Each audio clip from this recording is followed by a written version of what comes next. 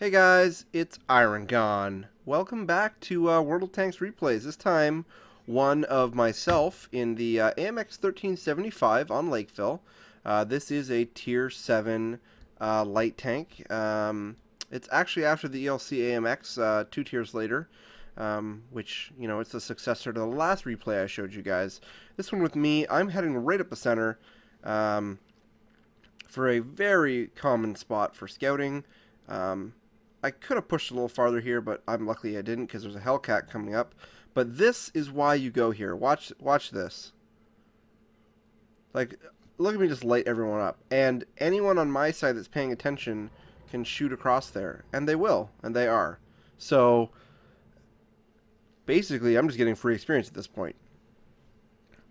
Now, I'm pretty sure at this point I was going for my mission to cause a bunch of spotting damage anyway, so this is perfect for me.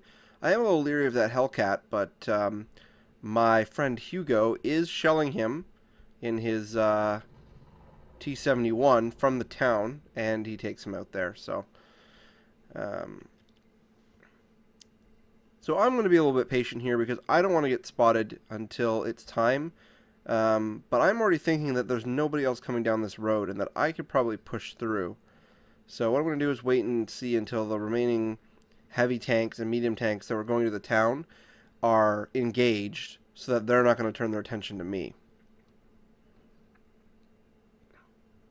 Also see if I can get any shots in, edgewise. So, why would you want to go down this French tank line? Well, the 1375 is not the best light tank in existence. I would argue the T-71 at tier is a better tank. However, it can maintain a pretty high top speed. It's very accurate. It has a good rate of fire. It's got 6 shells and can put out a decent amount of damage, as you're going to see. In fact, I think each shell is, let's find out here, 135 damage with 144 average penetration. And it takes 2 seconds between each shot. So you can unload quite a bit of damage for a light tank relatively quickly.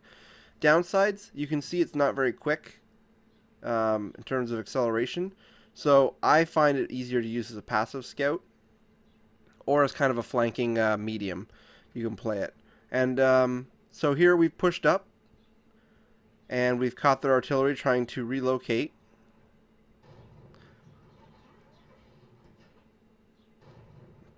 Oh, didn't get that guy there. It's a shame. I tried.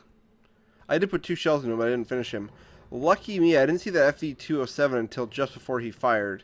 And once again, no kill, but I'm okay with that. I'm trying to rack up a little bit of damage here.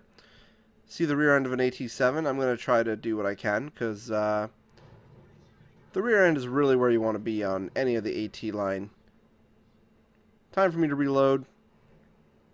I'm going to go after that AMX 13 F3, who also misses me.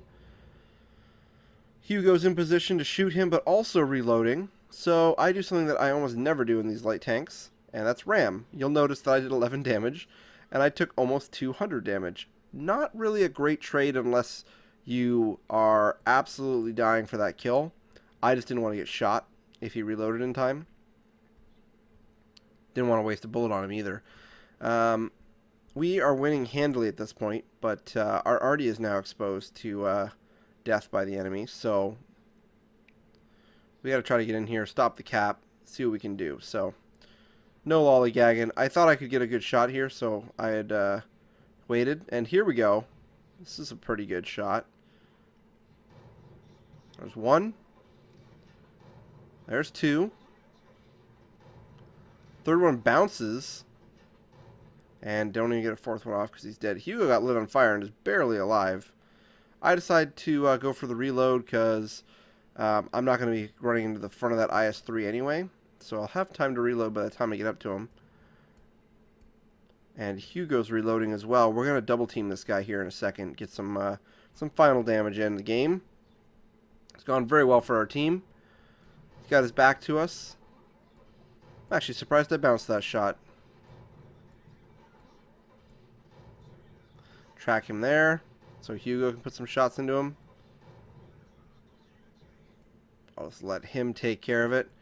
And he just can't turn his turret fast enough. So unfortunately, he does not get to kill Hugo there.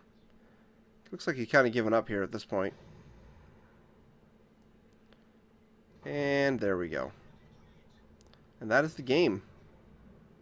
So 3 kills, 1,358 damage. But what else did we do, guys? Well, let's take a quick look and see how we did in this game. So here we are, guys. We got Ace Tanker. We got Fire for Effect, Spotter, and Bruiser. All good things.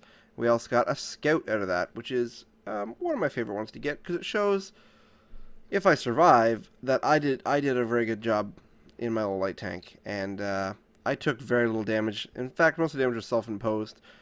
Team score. We were top on experience earned. 1226 base experience, very nice. And we were 4th on damage, 1358. I don't feel too bad about that. In terms of spotting damage, we did 2,618 spotting damage, which is fantastic. Personally, I find that the AMX 12 ton, which is the tier 6 version of the AMX 1375, is a better tank. And the one following this, the Tier 8, which is the 1390, I believe, is a better tank. But this guy can still perform, especially if you know what you're doing and you play the spots. Knowing the map as a light tank is what is important. And as you can see here, going that center road and hiding that bush, great amount of experience, great amount of damage. It's very reliant on where the enemy team goes to. If they had pushed up mid, it could have been a different story. But a nice 5-minute and 9-second game, earning me my ace tanker in this tank, my first ace tanker in this tank, and a really good feeling because I am an average player and I like to feel that I performed above my skill level in a game and that I've provided everyone with some help on my team. As always, guys, I'm Iron Gone. Hope you enjoyed the video, and I will see you next time. Take care.